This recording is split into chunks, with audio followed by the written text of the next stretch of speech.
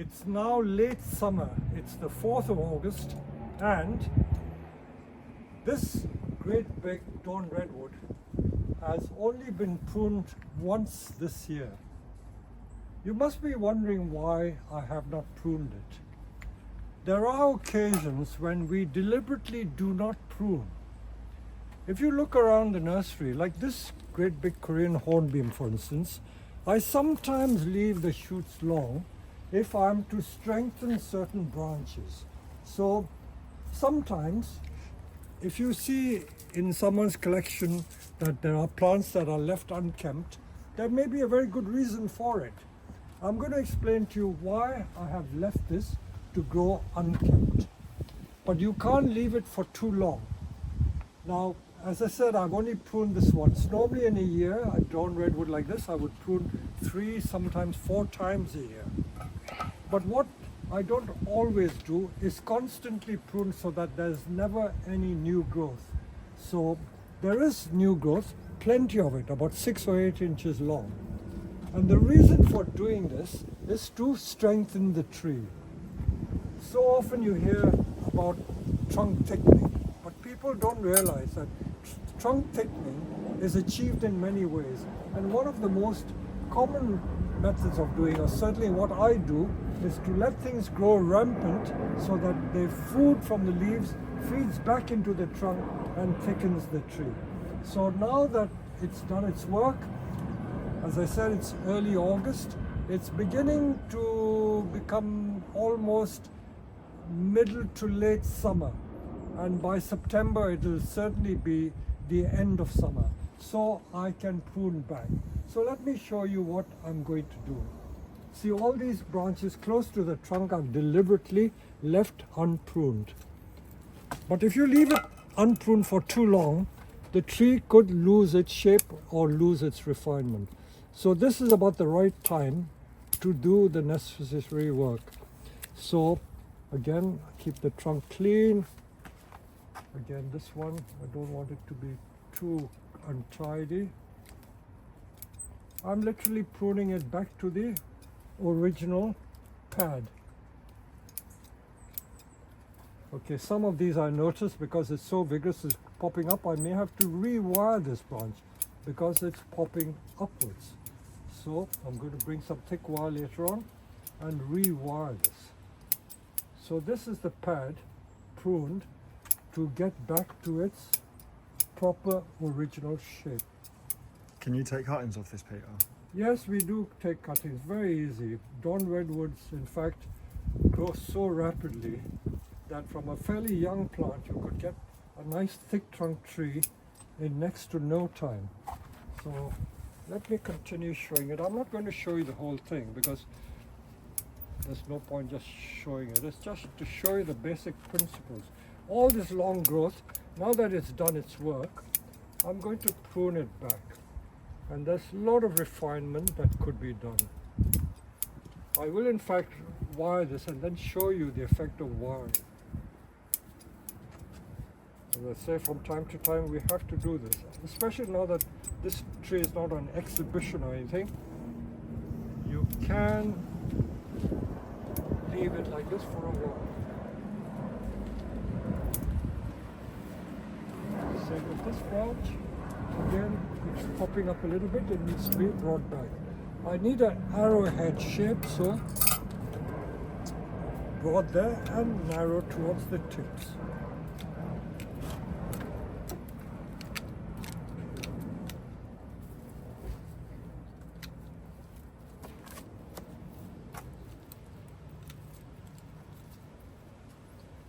This tree, if I may remind you, was produced from a tall 10-foot high tree, and the trunk was only about a quarter as thick 6 or 7 years ago, and over a period of time it has simply thickened and thickened simply by doing what I'm doing now, letting all the leaves and branches grow to thicken the trunk.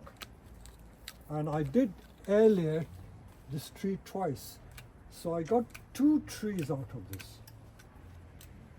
2 trees. I'll show it to you, it's in the field, and they will one day become like this as well. So all the redwoods are exceedingly vigorous. So that's how you would bring this pad back. So that's another one here.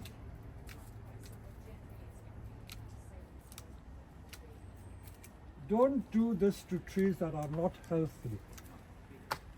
As I've always reminded you, if a tree is not healthy, leave it well alone to recover. If you prune hard like this to an unhealthy tree or tree that does not have good growth, you will do more harm than good, because you're not letting the tree have a chance to get strong by producing lots of new foliage.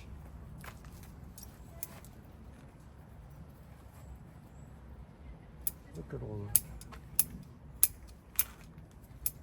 Seems a shame to cut all this off.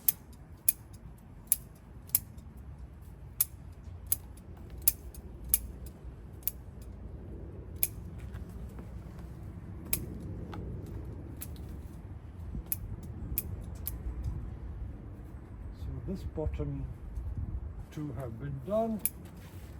So you notice all the branches are springing upwards.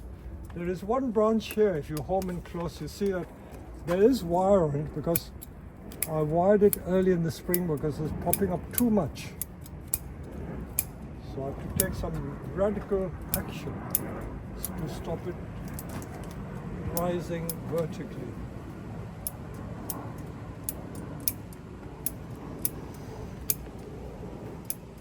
And so we go on. I'm not going to show you the entire tree. Simply, if you just do a rough cut to get that pointed conical shape, and then I will go in and refine it. Refine this pad formation on all the branches, a step at a time. You see at the back what a lot of foliage there is, masses of it. And of course, to get a healthy tree like this, you need to be feeding it all the time. And how you feed would depend on what results you want. If the tree is already strong enough or big enough, just feed enough to keep it healthy. But because I want to thicken the trunk even further, I have been feeding it a fair bit. Not over the top, but a fair bit. See, sometimes I've got to take branches like that off.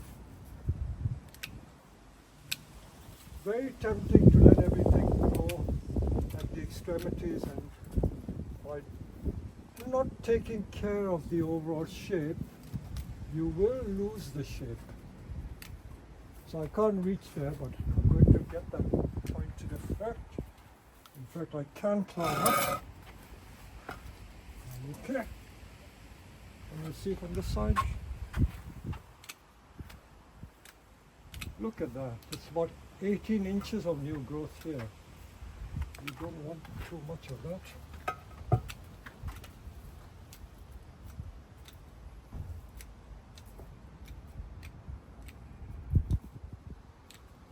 That is just pruning the outline. I've now got to go into that structure and then create pads at the top as well. See how these shoots keep shooting upwards? I have to control that. So these will all be wired. I will wire it and then show you the end result. This is not a video about wiring, so I'm not going to show you the wiring. But trust me, I'm actually going to wire all these to bring the branches down. So that is how much I've pruned in literally no more than 5 minutes. Look at all that. Look at all that I've pruned. So this has done its work, and I'm going to refine this further. Let me show you some other plants that I deliberately leave unpruned. I'm now going to walk you into our growing fields, so bear with me. This is one large Bouvrenensis. I've grown this for 40 years at this site, but I purchased the trees as young plants, 60 centimeter or 2 feet tall, back in 1980, which is 45 years ago. I purchased the plants, and over the last 45 years, it's grown so big. And you see the size of the trunk. Look at that trunk here. And it's only in a pot. This trunk has got thick because I sometimes leave the foliage on. I haven't the heart to prune it. I deliberately left it on because the foliage is going to feed back into the tree, and that's what makes it strong. But if I wanted to prune it, I may prune it, but I will just show you what the pruning involves. Again, like pruning my other Niwaki, these are large bonsai, large Niwaki, so a lot of the foliage will come off. So as much as that will come off.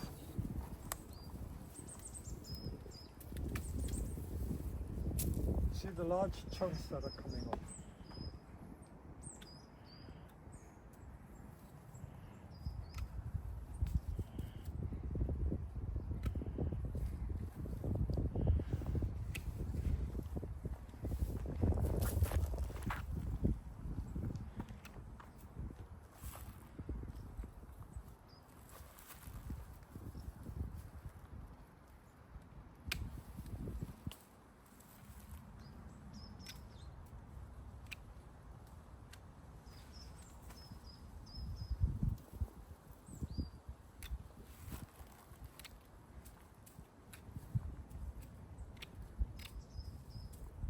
So as I said, it's just like pruning a large garden tree or Niwaki, but I've held back the pruning just to thicken the trunk.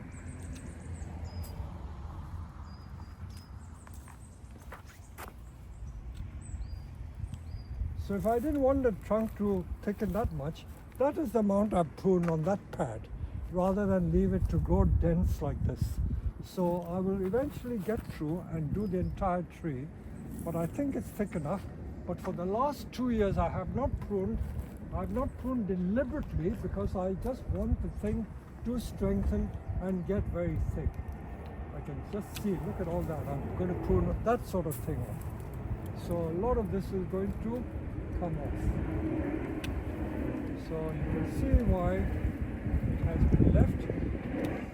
It has been left deliberately to thicken the trunk. So there's always a reason for doing certain things. Now let me show you some more examples of where and why I leave the branches unpruned during the summer to thicken the trunks. I have 2 Scots pines here. They are rather special Scots pines. If you see the blue tag here, these were reserved for the Japanese garden that won the Best in Show at Chelsea this year, because the Japanese gardener who designed and built the garden loves these pines for his garden. This is one of them. The other one is here. We spin around. Another large pine. And these are ordinary Scots pine, another blue tag. I mean, this was reserved for the Chelsea flower show. And you can see how dense it is. Only 5 years ago, it was very sparse. And by pruning the ends, simply by pruning the ends, I got it to dense up and grow in this very tight fashion. But there comes a point where I have to, as I say, bite the bullet, and I'm going to show you what I'll do with this. Now we've left it to get thick like this because we wanted to strengthen the tree and make the branches strong. So now that it's done its work, I can set about thinning the tree a little bit. Now I'm going to show you what I'm doing. I'm going to do it gradually. I'm just concentrating on this pad. As I said, a lot of this density has come in the last 5 years simply by taking the end shoots off. Exactly what I'm doing like this now. By doing this, you get density and bud back going far back into the old wood like that. Simply taking the ends off, nothing more. No candle pinching or candle removing. Just doing this and you will get the results. Look at this one. Okay, now I've got to decide, for instance, do I want this branch or not? I've got that one, so probably I don't need this one. So I'm going to cut it back to there. See, that much off. Whew.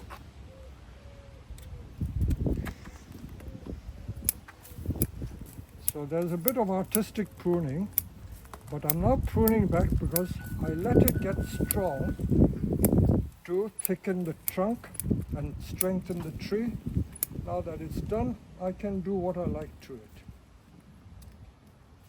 I wanted to give it a very delicate feel. The Scots pines are very similar to the Japanese red pine, Pinus densiflora, and those pines have a very delicate, not very heavy look to it. So this is what I'm trying to achieve. You see how I've pruned that pad? Now this has been pruned. This is far too dense.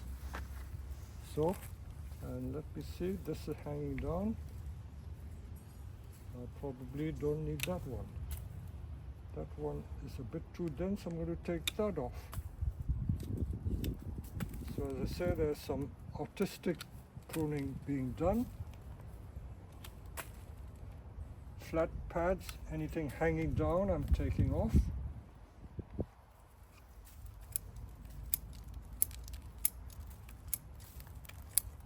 Don't be worried when you see me working fast like this, because I've done this so often that I do know what I'm trying to achieve. The thing is to keep practicing. The more you practice, the better you will get at it, and the more confident you will feel. Now, if you look closely at this one, I've got a situation here where there's this branch and that branch, but that branch at the bottom is a nice flat pad, so I can take all that off, see? And I can still get this sort of lovely pad effect.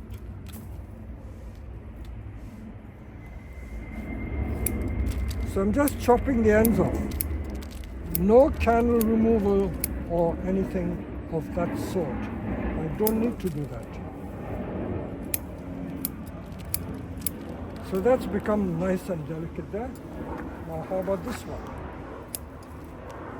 This one is clouding the picture. When you think that 5 years ago I had so few dense branches that I wanted a very heavy look. Now that I've got a heavy look, it's become much too heavy. So I've got to thin it again.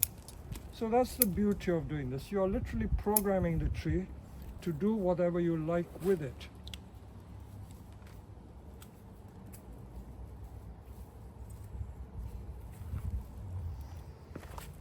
So this is this side.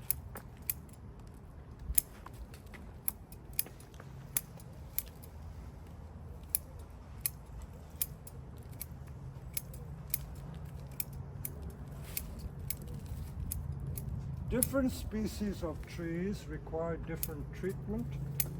I will show you some other trees which have a different growth habit, so they will be done in a slightly different way.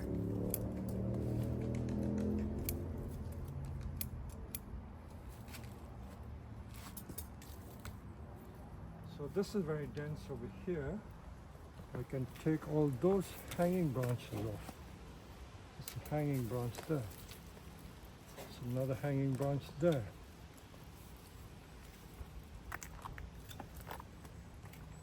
So this entire pad has become elegant and thin like that, and that is the amount I have removed. And by the late autumn, I will get a lot of new buds going. Let me complete this one by looking at the other bit. So you can see how light and airy this pad has become. Now I'm going to do the same thing with this. So,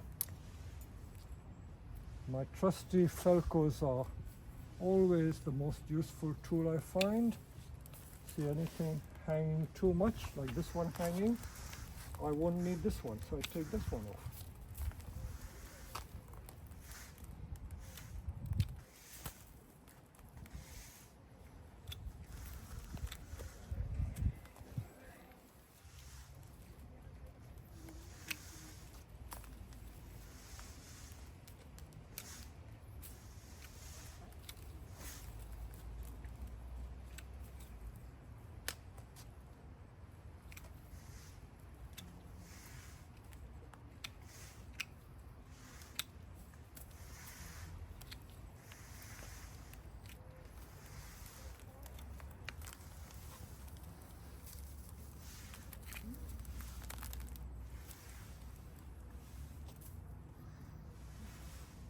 this hanging bit I think I like, so I'll keep it.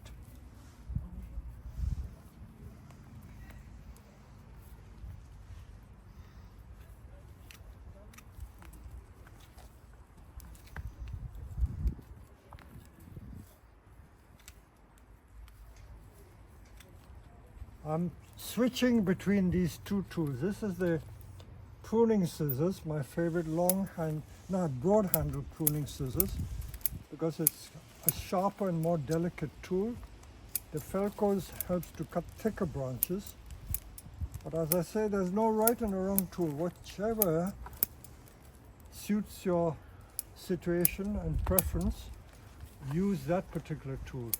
Don't feel you've got to use just because I'm using this tool. You don't have to use this tool.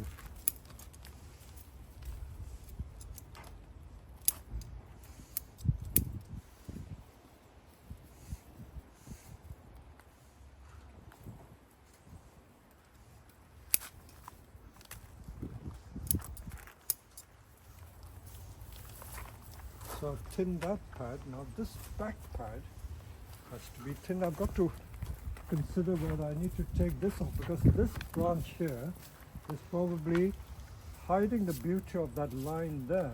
So I'm going to reduce this quite heavily to give a very delicate and sparse look to it.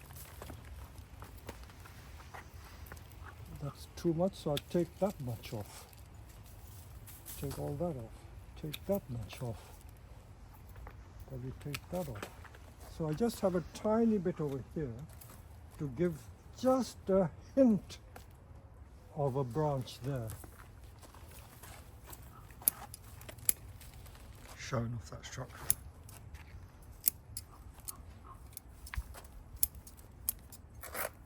So I stand back, you can see how much I've removed so far.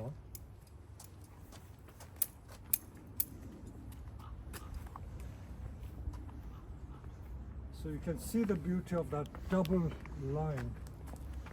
Maybe if this is hiding it, I could tin this even more.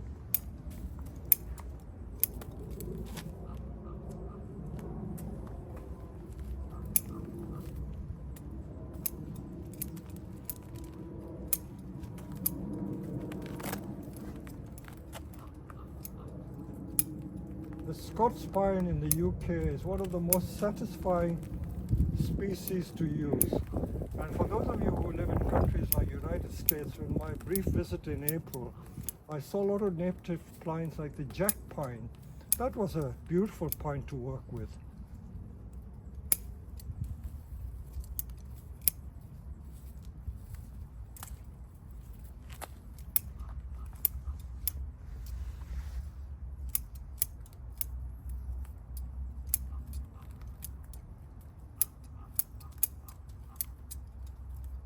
I should tell people that I'm going to visit Toronto again. So if any of you live in Canada and in the vicinity of the Toronto area, I'm going to do a series of workshops and critiques for the Bonsai Club, which is attached to the Royal Botanic Gardens in Toronto. And that's going to be from the, I think, 20th of September for about 4 days.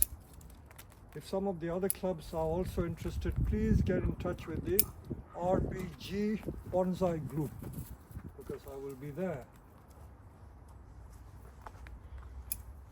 I hate people to comment on YouTube saying, I wish I'd known you were at a certain place, I would have come. So you can see how much I've taken out, and that's given that a very nice airy look. And if I want to change it even more, I can take all this off as well to show that trunk. But I won't go so drastic, because someone may want to have that tree in that particular style. So you can see the thinning that I've done to that, and the same will be done to that tree. I won't spend too much time working on that. Now, while I'm here, I will just show you certain trees that we deliberately leave unpruned. Now, for instance, this larch here, I've left these branches because I want long branches there. This trident maple, I've left that to go because I want a new head over there. So I haven't pruned those two shoots. Now this rigida belongs to a customer. It wasn't looking so well. I've left these shoots to grow long just to strengthen the tree. But when it's strong enough, I will prune it back to get its new shape.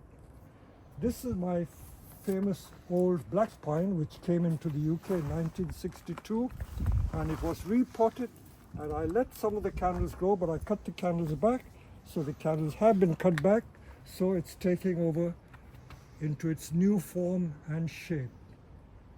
I'm going to show you another very difficult species to deal with, and these are the young plants. When I say they're young, they're about 10-year-old. This is deodar cedar. Deodar cedar is not an easy species to work with. Look at it, after 10 years or more, you get this very lanky growth, and you can only use it for literati trees. But let me show you some trees that I've cut for more than 40 years, and I've let the shoots grow along because I wanted to get more ramifications. So let's go to another area. I have here two very stubborn trees. If you look at some of these dead branches, they were successively wired many years ago, and the wire marks are still there, and the wire marks have been left deliberately because I'm going to create a curly gin there. But because this deodar has this droopy habit, it seldom makes a good bonsai. So what I do is I leave it to produce these long shoots, which you can see here. They're very long shoots, like 6 inches or more. I leave it to grow, and then I cut it back to 2 nodes. And that's how I strengthen the tree. And to get it to bud back, you've got to keep pruning it. But I also leave it to grow for a while. So it's not constantly pruned, but it's pruned usually in midsummer. So usually 1 or possibly 2 prunings a year should be sufficient. So look at that long shoot, I cut it back to about there. That long shoot I cut to about there, and it should bud back. But they're very shy to bud back. That means they don't bud back readily. Look at this one. If you look at this branch, this is bud back here, but if I do this over here, it will probably bud back a little more. So these long floppy branches have to be cut back to produce more bud back. But what you must never do is to leave it growing indefinitely, because it'll just get extended and extended. The deodar has a drooping habit, and if you leave it long, they will droop even more.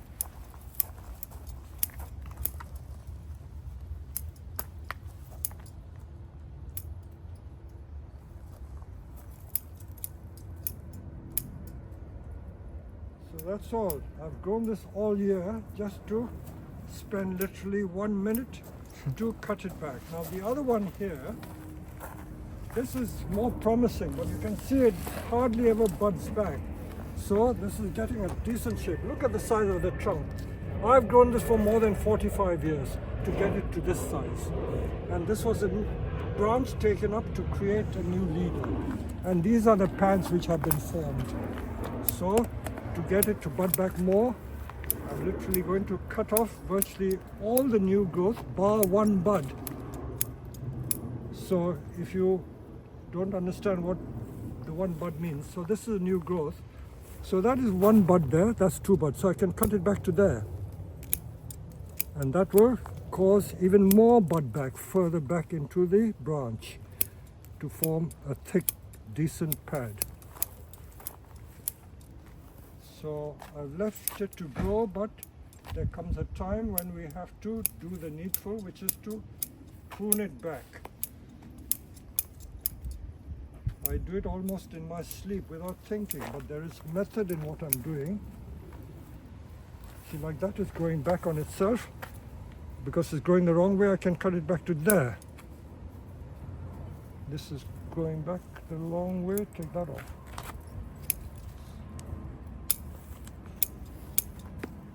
But the general principle is simply to head back all the new shoots, and you will create lots of density. lots of density. If it's shooting up and spoiling the shape, take it off completely.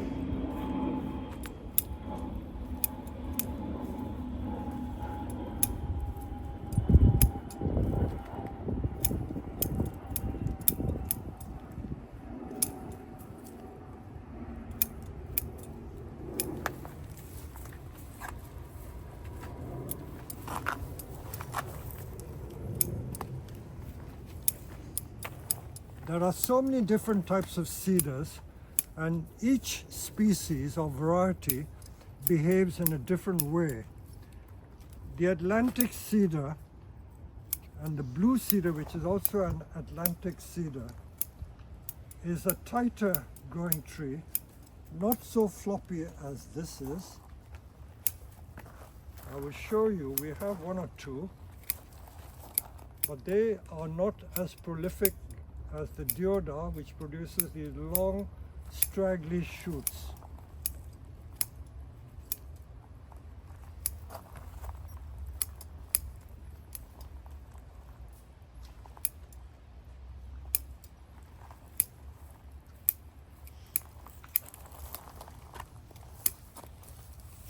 So that's made it tight again, and then now that it's tight, I can go in and selectively examine and take off unnecessary branches to create flat pads. So that is the pruning done. So wherever you look, you will find trees that have been left to grow, mainly to get them to grow strong again. And when they are strong again, they will grow well and ready for pruning. There's another pine I will show you. This belongs to one of my customers. When he brought it to me, I think it's 2 or 3 years ago, it was almost dead. Yeah. Bourbonensis tree that he purchased from someone else, and it was almost dead. And you can see I rewired it. The wire has started biting. It needs to come off. And look at how healthy it is. How healthy it is. And I pruned the long straggly branches to make it dense. So it's become nice and dense. All it needs is taking the wires off and rewiring again. The trees are growing so strong that even the weeds are stronger than the trees. So this is our growing area where we bring the trees back on to make them strong. Look at this Japanese yew. Normally Japanese yews are very weak trees, but this has been allowed to grow to make it strong.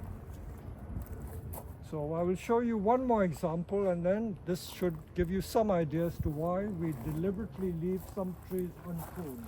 Some of you may be familiar with the blue cedar, but this is a blue cedar bonsai that we are reshaping and restyling. It's got a massive trunk, and it's not as vigorous and not as floppy as the deodar cedar. This is a lovely variety of cedar to use, but they're not easy to come by. We have them as trees in training, so we have quite a few of these on the nursery, but they're still in the process of being developed. So cedars come in different forms, different shapes and different sizes. So this is yet another variety of cedar, and you notice that I've not pruned them back because I wanted to grow. I wanted the pads to develop much more. Showing you some of our deciduous trees. They may seem a bit unkempt, but they're all bright, strong and green, a lot of foliage.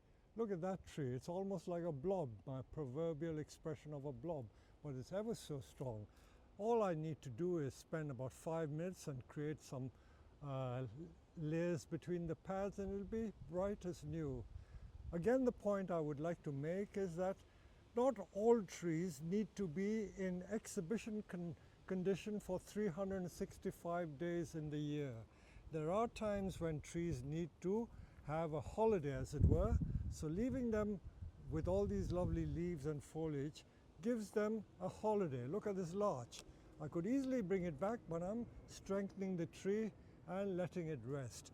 So when you see trees that may appear to be unkempt, there's a very good reason for it.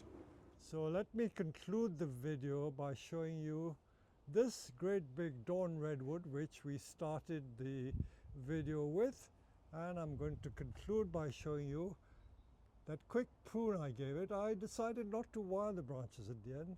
It doesn't look too bad. So let's leave it like that, and let's continue enjoying the tree. So I hope you've learned something from this video, and I hope it hasn't been confusing. Any questions, you can always send your comments, and I do try and respond to every comment which needs a reply. So continue to enjoy my videos, and thank you very much.